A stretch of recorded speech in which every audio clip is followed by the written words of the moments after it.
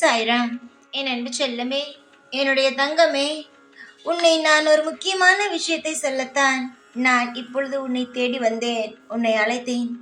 நீ தேவையில்லாமல் மனம் குழம்பிக் கொண்டே இருக்கிறாய். உன் வாழ்க்கையில் ஏதாவது விஷயம் நடக்குமோ என்று. ஆனால் உன்னுடைய வாழ்க்கையில் எந்த ஒரு தவறான விஷயமும் இனிமேல் நடக்காது என்று சொல்லத்தான் வந்தேன். அது மட்டும் அல்லாமல் இரவில் சில விஷயங்கள் உன்னுடைய வீட்டு வாசலில் நடக்கிறது. அதையும் பற்றித்தான் நடக்கிறது சில விஷயங்கள்.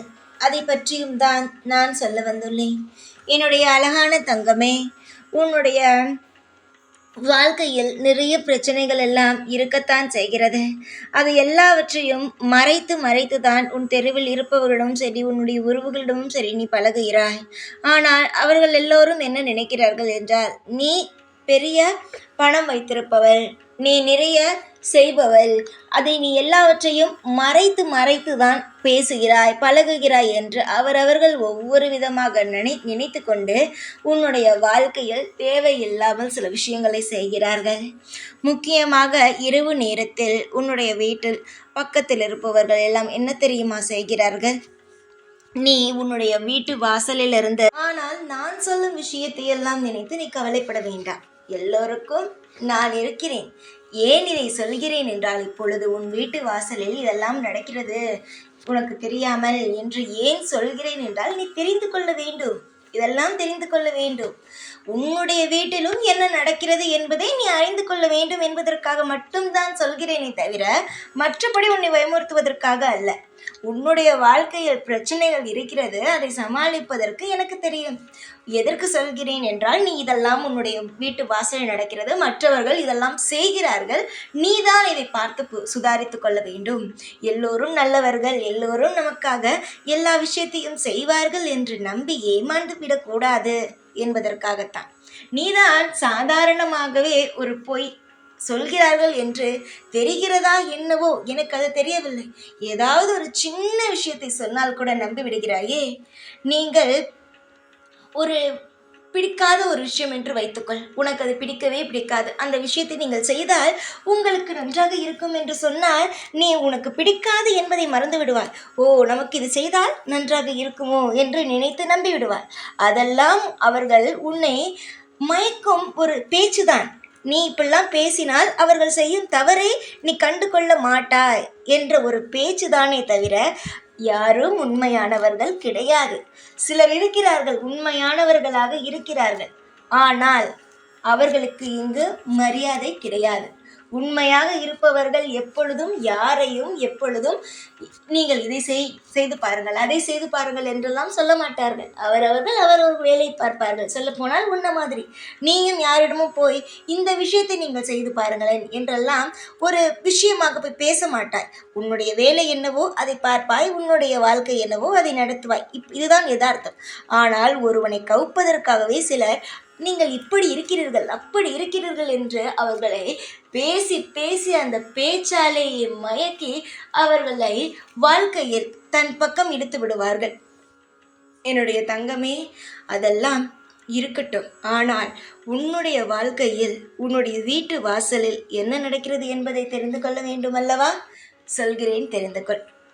தினமும் இரவு நீ தூங்குவதற்காக உன்னுடைய வீட்டு கதவை எல்லாம் சாத்திய பிறகு பக்கத்து வீட்டில் இருப்பவர்கள் உன்னுடைய வீட்டில் இருக்கும் மண், அதாவது ரோட்டில் இருக்கும் மண் இருக்கிறது பார்த்தியா, அந்த மண்ணை, உன் காலடி பட்ட மண்ணை எடுத்து அதை வைத்து சுத்தி போடுகிறார்கள். நீ அவர்களுடைய குடும்பத்தில் கண் திருஷ்டியை வைக்கிறாளாம். நீ அவர்களுடைய குடும்பத்தை பார்த்து பொறாமைப்படுகிறாயாம். அதனால் அந்த குடும்பத்தில் இருப்பவள் நன்றாக அவளுடைய வீட்டில் இருக்கும் மண்ணையும் கொஞ்சம் எடுத்து, அதற்கு பிறகு உன்னுடைய வீட்டு வாசலில் இருக்கும் மண்ணையும் கொஞ்சம் எடுத்து, உப்புக்கள், கடுகு, சிகப்பு பட்டை மிளகாய், அதற்கு பிறகு உன்னுடைய அந்த மண், இதையெல்லாம் போட்டு வீட்டு வாசலில் அவள் எப்பொழுதும், நீ கவனித்திருக்கிறாயா, அவள் திஷ்டி சுத்தி போடுவாள். அதற்கு அவள் ஏற்கனவே இரவில் உன்னுடைய மண்ணை அதாவது உன் வீட்டில் இருப்பவர்கள் காலடிப்பட்ட மண்ணை எடுத்து விடுவாள். கேட்டால் என்ன தெரியுமா? கண் திருஷ்டி, நீதான் அவர்களுடைய குடும்பத்தில் பார்த்து பொறாமைப்படுகிறாய் என்று அவள் நினைக்கிறாள். ஆனால் உன்னை பற்றி எனக்கு தெரியும். நீ யாரை பார்த்தும் பொறாமைப்படுவதே கிடையாது. காரணத்தை நானே சொல்கிறேன். ஏனென்றால் உன்னுடைய குடும்பத்தை பற்றி யோசித்து அவர்களுக்காக நல்லது செய்யவே உனக்கு நேரமில்லை. அந்த அளவுக்கு உன்னுடைய வாழ்க்கையில் நேரங்களோ அந்த அளவுக்கு வேகமாக ஓடிக்கொண்டே இருக்கிறது. உன்னுடைய வாழ்க்கையை பற்றி உனக்கு யோசிக்கவே நேரம் சரியாக இருக்கும் பொழுது மற்றவருடைய வாழ்க்கையை பற்றி நீ எப்படி யோசிப்பாய்? அதை யாருமே இங்கு புரிந்து கொள்ளவே இல்லை. பார்த்தியா? உன்னுடைய வாழ்வில் நீ எந்த அளவு நல்ல பிள்ளை என்பது எனக்கு தெரியும். ஆனால் மற்றவர்கள் எல்லோரும் எப்படி நினைக்கிறார்கள் பார்த்தியா? இதுதான் அவர்களுடைய எண்ணம். இதெல்லாம் விடு தங்கமே, பேசுபவர்கள் பேசட்டும். ஆனால் இதெல்லாம் நீ தெரிந்து கொள்ள வேண்டும் என்பதற்காக சொல்கிறேன். அவர்கள் இது செய்கிறார்களே, அது செய்கிறார்களே, இதனால் நமக்கு ஏதாவது பாதிப்பு வருமா, இதனால் ஏதாவது பிரச்சனை வருமா என்றெல்லாம் போட்டு நீ குழப்பிக்கொள்ளவே வேண்டாம். இதெல்லாம் ஒரு பிரச்சனையே கிடையவே கிடையாது. எதுவாக இருந்தாலும் உனக்கு பாதிக்காம உன்னுடைய குடும்பத்திற்கு பாதிப்பு வராமல் நான் பார்த்து கொள்வேன். என்னுடைய பிள்ளையை நல்லபடியாக கவனித்து நல்லபடியாக ஒவ்வொரு விஷயத்தையும் செய்து நானே வாழ வைப்பேன். எந்த ஒரு காரணம் கொண்டும் நீ கவலைப்பட வேண்டாம். நிச்சயமாக சத்தியமாக உன்னுடைய வாழ்வில் நான் உனக்கு துணை நிற்கிறேன். அதை நீ எப்பொழுதும் இல்லை என்று மறுக்க முடியாது. இப்பொழுது கூட பார்த்தியா, நான் எல்லா விஷயத்தையும் உன்னிடம் வந்து சொல்லிவிட்டேன். காரணம் என்னவென்றால் என்னுடைய பிள்ளை சந்தோஷமாக இருக்க வேண்டும். ஏதோ ஒரு விஷயம் நம்மை சுற்றி நடக்கிறது, ஆனால் என்ன நடக்கிறது என்று தெரியாமல் தவித்து கொண்டு இருக்கிறார். அது இந்த விஷயம்தான். சில பேர் இது போன்ற விஷயத்தை எல்லாம் செய்து அவர்கள் இவர்கள் கண் வைக்கிறார்கள், அவர் கண்கள் வைக்கிறார்கள் என்று நினைத்து கொள்கிறார்கள். ஆனால் யாருடைய குணம் எப்படி என்பதை இன்னும் தெரிந்து கொள்ளவில்லை. உன்னிடம் நன்றாகவே அவள் பேசினாலும் பார்த்தியா, நீ பொறாமைப்படுகிறாள் என்று தான் பக்கத்தில் இருப்பவள் நினைக்கிறாள்.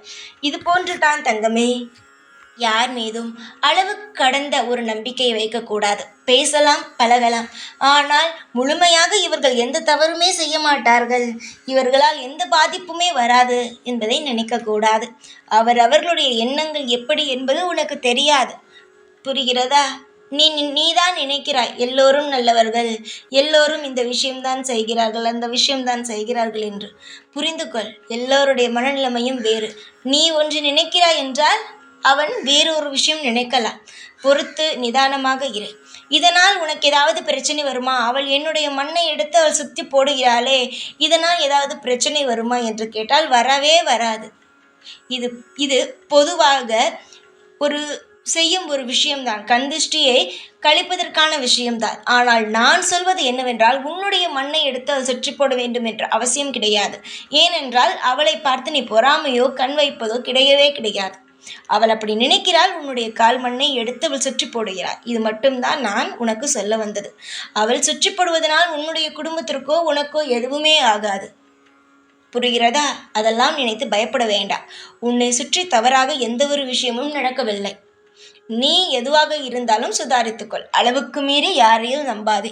தப்பு தவறி கூட எந்த விஷயத்தையும் இது வாங்கினேன் அது வாங்கினேன் என்று சொல்லவும் சொல்லாதே. அப்புறம் அவள் என்ன நினைப்பாள் என்றால், நேற்று வாங்கினோம், அதனால் தான் இன்று அவள் வாங்கிவிட்டாள் என்று அதற்கும் ஏதாவது ஒரு விஷயத்தை பேசி அவர்கள் வீட்டுக்குள் பேசி உன்னை ஒரு பொறாமை பிடித்தவள் என்றே வைத்து விடுவார்கள். நீ உன்னுடைய வேலையை பார்த்து கொண்டு இரு. நான் என்னென்ன செய்ய வேண்டுமோ எல்லா விஷயத்தையும் சரியாக செய்கிறேன். நம்பிக்கையோடு இருங்கள். நிச்சயமாக உங்களுக்கு நல்லதே நடக்கும். ஓம் சாய்ராம்.